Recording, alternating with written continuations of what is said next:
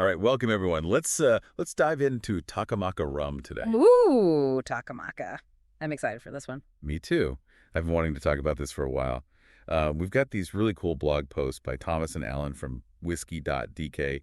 They're real rum enthusiasts. And they actually went to the Seychelles to visit the distillery. Right. Exactly. So we're not just talking about what the rum tastes like, but also like getting a feel for the place, the people behind it. Yeah, the whole vibe. Yeah. And speaking of vibe, Allan's post starts with this amazing description of the distillery. It's this like charming old building from 1792 right on the Indian Ocean. I remember that, like right on the water practically. Yeah. Turquoise waves like a stone's throw from the door. He even mentions a garden with medicinal herbs. Oh, wow. So you've got that ocean air mixing with all those fragrant plants. I can just imagine it. And get this, there are giant Aldabra tortoises just roaming the grounds. No way. What are their names? Taka and Maka. Of course. That's perfect. And these tortoises can live to be like over 100 years old. Crazy. That's incredible. It's like this little slice of paradise where time moves a little differently. Which is kind of fitting when you think about how rum is made, you know? Like it's a slow process, aging and all that. Totally. And speaking of how it's made, did you know Takamaka actually started in a backyard? Really? Like a home operation? Yeah. Back in 2002, these two brothers, Bernard and Richard Defay, started experimenting. They even used their swimming pool to cool the condenser. That's amazing. Talk about resourceful. Right. And what's cool is that even though they've obviously grown a lot since then, they still have that kind of DIY hands-on approach. They're big on local sourcing and sustainability. Yeah, I remember reading about that. They use locally grown sugarcane, right? Yeah, but get this, they actually have to source molasses from other parts of the Indian Ocean too, because the island can't produce enough to meet the demand. Interesting. So they're keeping it within the region, though. Yeah. And even their water comes from a national park on Mahé. Wow, they're really committed to that local ecosystem. That's something you're always interested in, right? Sustainability and all that. For sure.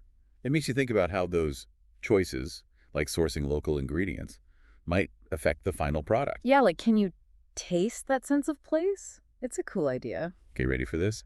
Allan got special access to the distillery cellar where their master blender, Stephen Ryu, works. Oh, wow. Didn't Stephen Ryu win, like, Blender of the Year recently? Yeah, in 2024. So he's the real deal. And, of course, Allan got to try some pretty special samples. Oh, I bet. What kind of stuff? He mentions one aged in Czech oak.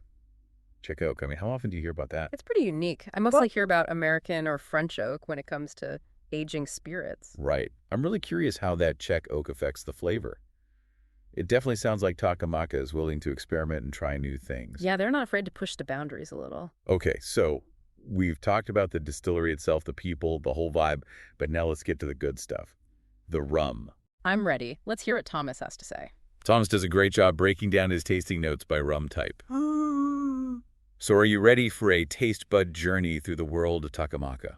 Let's do it. I'm all in. Okay, let's get into these tasting notes. Yeah, where do we even begin? There's so much to unpack here. I know. What strikes me is how Thomas uses such vivid language. It's like he's not just telling you what he tastes, he's painting a picture. Totally. Like the coconut rum, he doesn't just say coconut. He uses words like natural, balanced, even compares it to a Palm Beach. Yeah, exactly. Yeah. Which is so important, right? Because we both know there are a ton of coconut rums out there that taste, well, kind of fake. Yeah, that artificial coconut flavor. Right. But here, it sounds like Takamaka manages to capture that real, authentic coconut taste. I wonder how they do that. Do they use actual coconut in the process, or is it all about the distillation technique? That's a great question. We'd have to do a little more digging to figure that one out. But speaking of unique flavors, let's move on to the dark spiced rum. What stood out to you about that one? Well, I like that Thomas mentioned it's not overly spiced. Because sometimes, you know, those spice blends can just be too much. They end up masking the rum itself. Right. It's all spice and no rum. Exactly. But here, he emphasizes that the rum character still comes through, and he even suggests using it in a tiki cocktail. Which is perfect timing, because tiki cocktails are super trendy right now. Yeah. There's this whole resurgence of interest in classic cocktails. It's like a return to those elaborate, well-crafted drinks. Totally. It's all about quality ingredients and taking the time to get it right. Exactly. And it seems like that approach aligns perfectly with Takamaka's philosophy, honoring tradition, but also, you know, being innovative and creative. Okay, get ready for this one. The Zepis Kreol. Thomas says it smells like gin. Gin. Wait, really? I know, right? It's kind of mind-blowing. It makes you wonder how they get those juniper notes, which are so typical of gin, from a rum. Yeah, that's a head scratcher. Maybe it has something to do with the botanicals they use in the maceration process. Possibly. He also suggests trying it as a snaps substitute. Snaps is like a Scandinavian spirit, kind of similar to aquavit. Oh, interesting. I wonder if those herbal notes would actually work well in that context. Yeah, it's a bold suggestion, but I'm always up for trying something new, especially when it comes to pushing the boundaries of what we traditionally think of as rum. Me too. It's all about expanding our horizons, right? Okay, let's move on to the unaged rums, which I feel like often get overlooked. Yeah, people tend to think unaged equals boring, but that's not always the case. Exactly. And Thomas's notes on the blank make it clear that this one is anything but ordinary. He gets high ester notes, which, for our listeners who might not be familiar, are basically chemical compounds that create those fruity, floral aromas you find in rum. Right, and high ester rums tend to have a bolder, more intense flavor profile. It's interesting that he picks up on that in an unaged rum because they actually have a lighter, cleaner taste. Right. It's unexpected. He even compares it to Hubba Bubba gum. Hubba Bubba. Wow. I never would have thought of that. I'm picturing like a bright pink rum. Me too. And then he also mentions a hint of agricole, which is a type of rum made directly from sugarcane juice and has this kind of grassy flavor. Right. Agricole is typically associated with islands like Martinique. Yeah. So even though Takamaka uses molasses as their base, they're somehow achieving some of those same flavor characteristics. It really speaks to the skill of the master blender. Totally. Like being able to manipulate those flavors and create something so unique and interesting. It's an art form. Okay. Last but not least, we have to talk about the Overproof rum. This one clocks in at a whopping 69% alcohol by volume. Whoa. That's serious stuff. Thomas describes it as a flavor bomb with an oily texture. This is definitely one you have to sip slowly. No doubt. Small sips are key with something like that. You want to savor it, let it unfold on your palate. And he mentions those agricole vibes again. Do you think there's a connection between the higher proof and those grassy, herbaceous notes coming through? That's an interesting thought. I do know that higher proof spirits can sometimes amplify certain flavors. That's true. Have you ever had a rum that had that oily texture he describes? You know, I have. Some high ester Jamaican rums have that quality. It's like it coats your palate in a way that makes the flavors linger longer. I can only imagine. It sounds like an experience. It is definitely something to try if you're looking for something unique. You know, going through all these tasting notes, I'm struck by the sheer variety that Takamaka offers. From those bright tropical notes to the rich, spicy complexity, there's really something for everyone. I agree. And what's really cool is that they're not just chasing trends.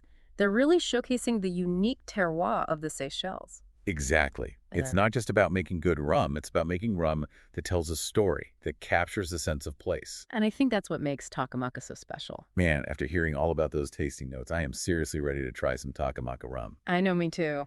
They're really doing something special over there, it seems like. Yeah, they're not just, following the trends. They're actually like innovating and pushing the boundaries of what rum can be. So for our listeners out there, if you're like us and ready to experience Takamaka for yourself, where do you think they should start? Well, depends what are you in the mood for. Okay, true. If you're looking for something light and refreshing, you can't go wrong with the Blanc. Yeah, that one with the high ester notes and the hint of agricole. Exactly. It's surprisingly complex for an unaged rum. Ooh, I bet it'd be amazing in a daiquiri. Oh yeah, definitely. Or even just like with some soda water and a squeeze of lime. Simple and delicious. Let the rum speak for itself. Now, if you're feeling a little more adventurous, Yeah. that Overproof is calling your name. But remember small sips? Oh yeah, definitely. Thomas's advice was spot on with that one. Sip it slowly and savor all those intense flavors. It's like a meditation on rum. I like that. A rum meditation. And of course, if you're a spice lover, Yes. you got to try the dark spice taste. Absolutely. It's got that beautiful balance, isn't too overpowering. Perfect for sipping neat or mixing into a cocktail. And don't forget about that coconut rum. Oh, yeah, that's a good one. If you want like a taste of the tropics, but, without that artificial coconut flavor that you get in a lot of rums. Yeah, it's the real deal. And then for the true rum enthusiast, the person who's always searching for something unique, something different. Yeah. I have to recommend that Zepis Kreol. That gin-like aroma is wild. I know, right? It really makes you rethink what rum can be. I think that's what I love about Takamaka. Yeah. They're not afraid to experiment. Yeah, exactly. They're pushing those boundaries and making us reconsider what we thought we knew about rum. And that's what's so fun about these deep dives, isn't it? Absolutely. We get to learn all about this stuff and hopefully inspire our listeners to try new things. Exactly. And who knows, maybe we'll discover the next big thing in the world of rum. So cheers to Takamaka rum. Cheers. Cheers to the spirit of discovery. To new adventures and flavor. And to all of you out there listening, thanks for joining us on this deep dive into the world of Takamaka. Until next time.